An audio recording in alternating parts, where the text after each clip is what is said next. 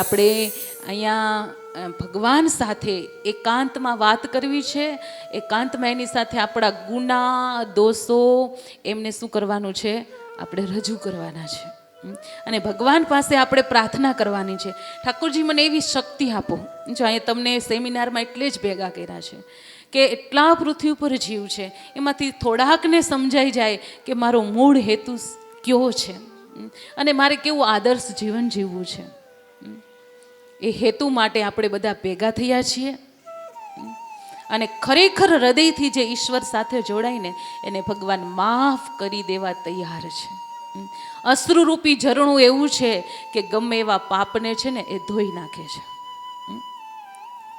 ત્યારે ઈશ્વર સાથે જોડાઈએ, પરમાત્મા સાથે એકત્વ ભાવ કરીએ. અહીંયાથી જે જે શબ્દ હું બોલું ને એને તમારે મનમાં દોહરાવાના છે. શું કરવાના છે? એમ ઇમેજ કહે ને કે હું અહીંથી જે બોલું ને એ તમારે કલ્પના કરવાની છે.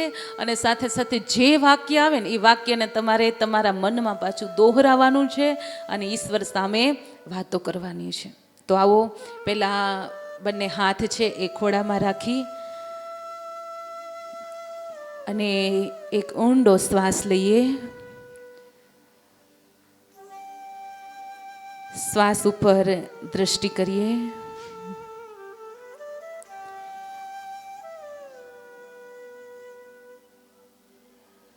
શ્વાસ ઉપર આપણા મનને સ્થિર કરીએ. બહુ રંગીલી દુનિયામાંથી મન આવ્યું છે એટલે એને શાંત કરવા ધીમા શ્વાસ ઉપર દ્રષ્ટિ કરજો.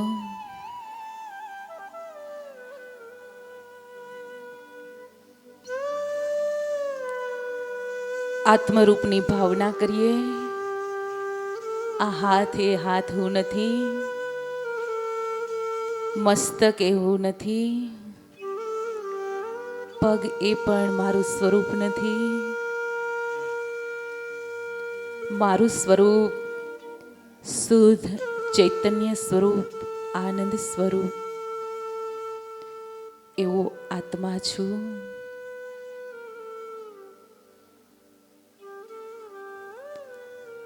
શુદ્ધ સ્વરૂપ છું,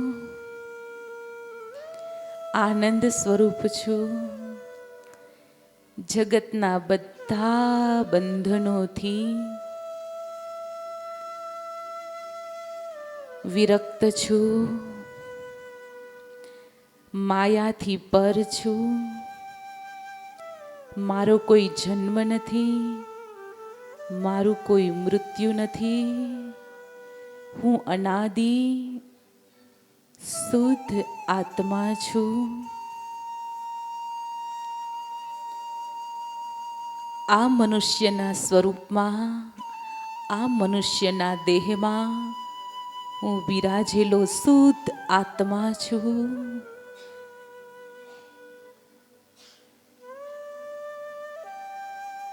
મારા આત્માની સાથે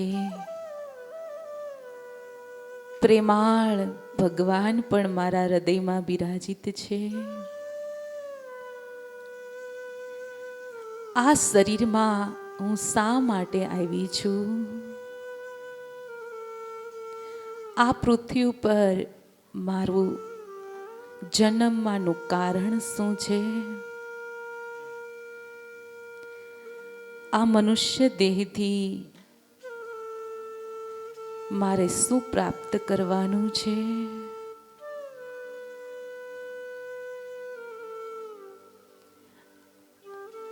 આ જન્મે જ મારે પ્રભુને મળવું છે. માયાવી દુનિયાને છોડી પ્રભુ તમારા ધામમાં જવું છે. આ લક્ષ્ય એ મારા જીવનનું મુખ્ય લક્ષ્ય છે.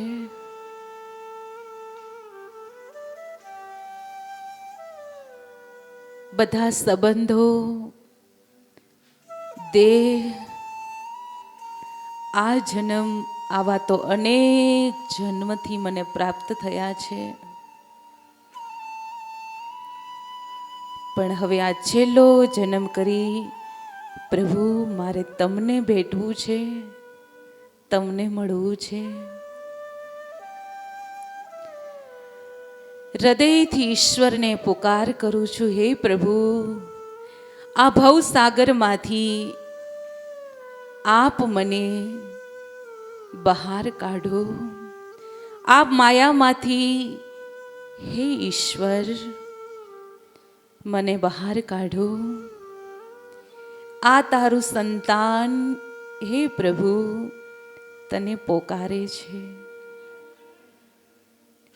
હે મારા પ્રાણ આધાર, હે જીવનદાતા, હે મારા પરમ સ્નેહી સગા, આ બાળકને આજે તારી લગની લાગી છે. બહુ જન્મ સુધી હે ભગવાન ભવ સાગરમાં મેં ડૂબકા ખાધા છે.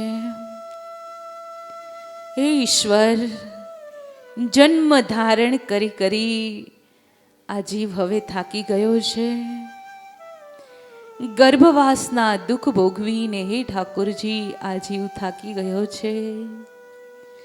સંબંધો ફરજો નિભાવી હે ઠાકોરજી હવે આમાંથી મુક્તિ આપો.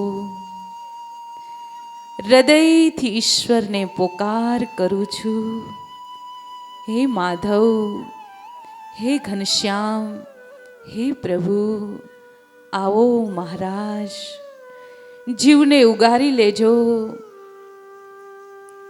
મારા હૃદયની પોકાર સાંભળી અક્ષરધામમાંથી મહારાજ દિવ્ય સ્વરૂપે મારી નજર સામે પ્રભુ પ્રગટ થયા છે. મારી હૃદયની પોકાર સાંભળી સ્વયં સાક્ષાત મહારાજ મારી સામે ઊભા છે. મારી આંખો ધન્ય થઈ ગઈ, મારા કાન પવિત્ર થયા, મારા રોમ રોમ ખીલી ઉઠ્યા. કારણ અનાદિના મિત્ર, ઠેઠ સુધીના સ્વામી, હર શ્વાસના સાક્ષી પરમાત્મા મારી સામે છે. હે દયાળુ, હે નાથ, આપના દિવ્ય કોમળ ચરણ કમળ, ગુલાબી કોમળ પ્રભુના ચરણ જોઈ ઠાકુરજીના ચરણમાં મેં મસ્તક નમાયું છે.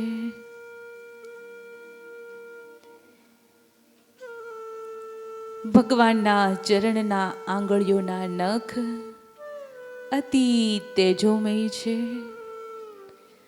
જવ વજ્ર જાંબુ કેતુ પદ્મ અંકુશ ઉધ્વ રેખા 16 ચિહ્ન મહારાજના ચરણમાં શોભી રહ્યા છે.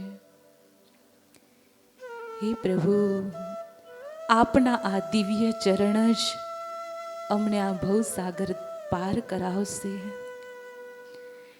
તમામ શાંતિનું ધામ હે ઠાકોરજી આપના ચરણોમાં છે. પ્રભુની દિવ્ય ઊંડી ગોળ ગંભીર નાભી છે, વિશાળ ઉદર છે, ઉપડતી છાતી છે, બંને ભુજાઓ, દિવ્ય હસ્તકમળ, રાતી રેખાઓ,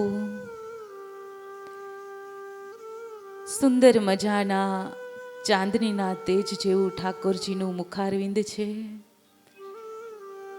દિવ્ય નમણા નેત્ર, નમણી નાસિકા, ગુલાબી પ્રભુના અધરોષ્ઠ, વિશાળ પ્રભુનું ભાલ કપાળ છે, સરસ મજાનો તિલક ચાંદલો છે. ઠાકોરજીના ભાલમાં કુમકુમનો ચાંદલો કર્યો છે. ચોખા લગાવી ઠાકોરજીના વારણા લીધા છે. બે હાથ જોડી પ્રભુના ચરણમાં મસ્તક નમાયું છે. હે દયાળુ, આ દાસ, આ સેવક આપના ચરણમાં પ્રણામ કરે છે.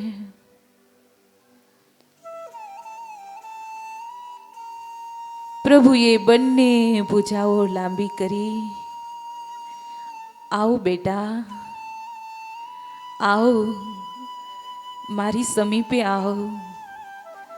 ઠાકોરજીના આવા દિવ્ય વચન સાંભળી અનેક જન્મથી વિખૂટો પડેલો આ જીવાત્મા આજે મહારાજને ભેટે છે, ઈશ્વરને ભેટી ગયો છે. જીવ અને ઈશ્વરનું પરમ મિલન થયું છે.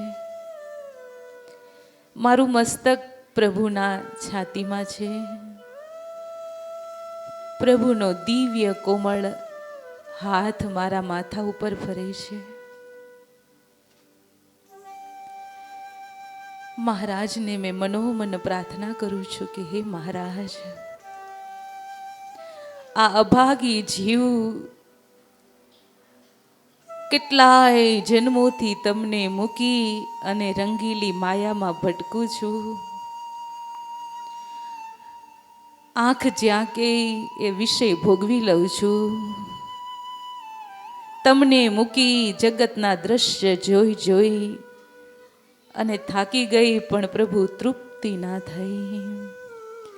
કાને કરીને પ્રભુ તમારા સિવાય કેટલું સાંભળ્યું, પણ ક્યાંય તૃપ્તિ ન થાય. આપનો પ્રસાદ મૂકી આ જીભે કરીને તમારી આજ્ઞા કેટલી વાર લોપી લોપી અને આ જીવ જગતના સ્વાદ લેવા ગયો છે. તમે આપેલી આ પવિત્ર શરીર રૂપી ચાદરને કેટલી જગ્યાએ માયાના ડાઘ લગાવી દીધા છે. આ શરીરને બચાવવા માટે હે ઠાકોરજી, મેં કેટલાય પાપ કર્યા છે. આપની નાની મોટી આજ્ઞાઓ લોપી છે, પરંતુ પ્રભુ, મેં સાંભળ્યું છે કે આપ તો દયાનો સાગર છો, કરુણાનો સાગર છો. તો હે પ્રભુ, મારાથી ક્યારેક ક્રોધ થઈ ગયો હોય, ક્રોધે કરીને કેટલાયના જીવને દુઃખ થયું હોય, તો હે પ્રભુ માફ કરજો. આ વાણીથી અસત્ય બોલાઈ ગયું હોય, આ વાણીથી કોઈનું હૃદય તૂટ્યું હોય, તો હે મારા પિતા, પરમ પિતા, બાળક જાણી આ દોષમાંથી મુક્તિ કરાવજો. હે પ્રભુ, માયામાંથી કેટલી વાર મેં ઉપર આવવાની કોશિશ કરી છે, પણ આ માયા તો હે ઠાકોરજી મને ડૂબાડતી જ જાય છે. એ ઈશ્વર, એક તમે આધાર છો, એક તમે મદદ કરનાર છો. કામ, ક્રોધ, ઈર્ષા, અદેખાય, કપટ, મત્સર જેવા અનેક દોષો મારી ઉપર સવાર કરી જાય છે. તો હે પ્રભુ, આ મહાશત્રુથી રક્ષા કરજો. રૂક્ષ્મણીને જેમ અનેક શત્રુ વચ્ચેથી ઉઠાવી આપને કાંડું પકડી અને રથમાં બેસાડીને હરણ કરી ગયા હતા, એમ હે દયાળુ પ્રભુ, આ દોષોરૂપી રાક્ષસોની વચ્ચેથી આ રંગબેરંગી દુનિયા, એના વચ્ચેથી એ ઠાકોરજી મને પણ આપનું પવિત્ર ધામ આપજો.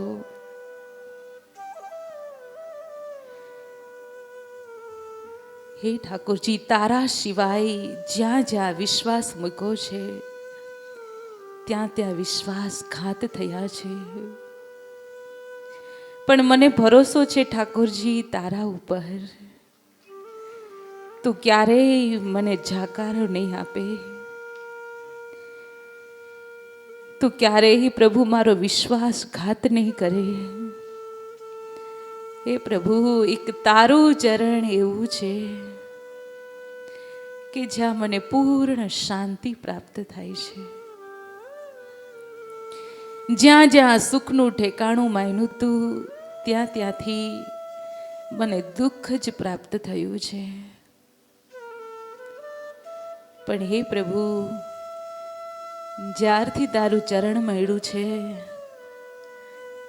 જ્યારથી તારો આશરો થયો છે, ત્યારથી પ્રભુ મને ડૂબતા દરિયામાં જેમ કોઈને નાવ મળે એમ ઠાકોરજી મને નાવ મળી ગઈ છે. વાવાઝોડામાં કોઈને એક સ્થાન મળે એમ પ્રભુ જગતની માયામાં મને તારું સ્થાન મળી ગયું છે. આ સેવકને હે પ્રભુ અખંડ તારામાં સમાવી રાખજે. હું નથી જાણતી પ્રભુ મારે તને કેમ રાજી કરવા. હું નથી જાણતી કે આ માયામાંથી મારે કેમ બહાર આવવું.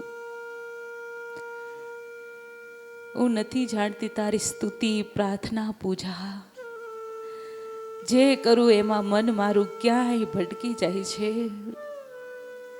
પણ હે ઈશ્વર, આ બાળકના, આ સેવકના બધા જ ગુનાહ માફ કરી આ જીવને પવિત્ર કરે. હે પ્રભુ, મને શુદ્ધ કરવાની તાકાત એ પ્રભુ તમારામાં જ છે. બહુ જન્મ સુધી ભટકી વિષય ભોગવા હવે આ નૈયાને પાર લગાવી દે. હવે કોઈ જન્મ પ્રભુ મારે ભટકવું નથી. સંસારના સુખ મેં જોઈ લીધા, સંસારના સંબંધો જોઈ લીધા. હવે પ્રભુ તને હૃદયમાં ધારીને જિંદગી જીવવી છે.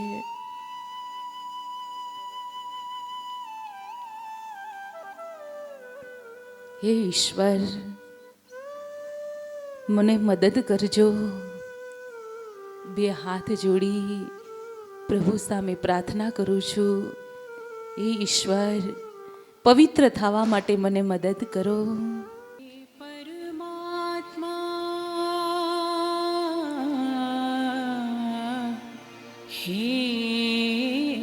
આપણને શુદ્ધ કરવાની શક્તિ ઠાકોરજીમાં જ છે. હૃદયથી પોકાર કરીએ.